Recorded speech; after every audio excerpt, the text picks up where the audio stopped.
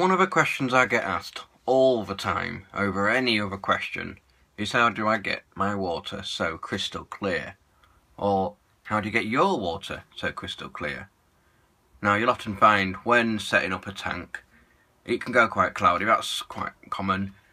You can have additives to it, you can add chemicals to it, which are great. They do clear the water up and they do it quite quickly.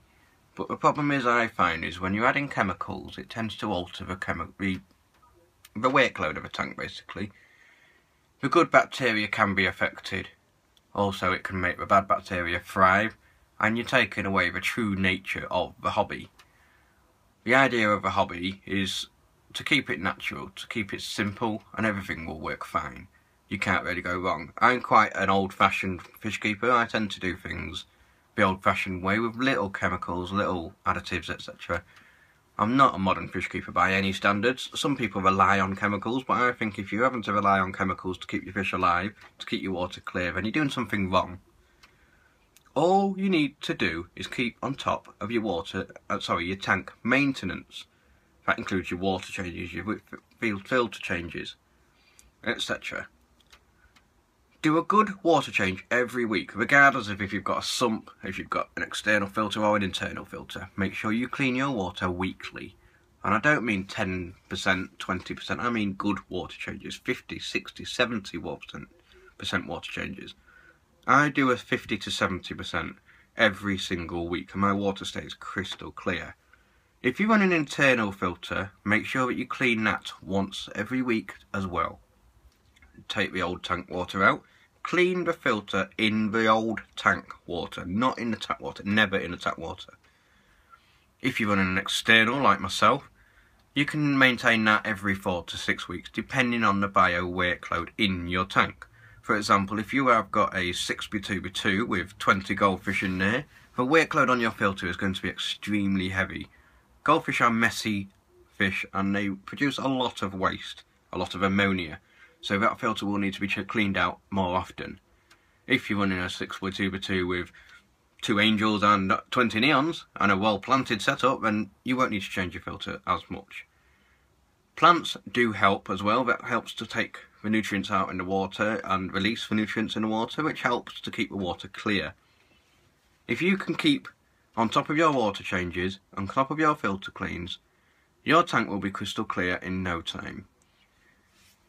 Make sure when you're doing a water change as well that you clean the gravel or the sand, the substrate.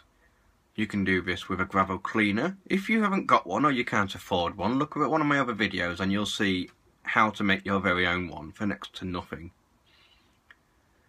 Keep on top of that and your water will be crystal clear and it will look like this. You can also use UV filters. UV filters are great, they do make the water crystal clear. They're best in ponds, but they should stay in ponds. In most fish tanks, especially planted tanks, they don't do well because they take away the nutrients, the good bacteria that you need to thrive. In an aquarium it just doesn't work. Even though it visually works, you are sometimes doing more damage than good.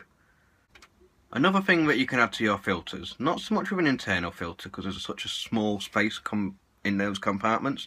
In an external filter, it's always worth adding filter floss. Now this basically polishes and conditions your water because it's so fine, the water goes through it.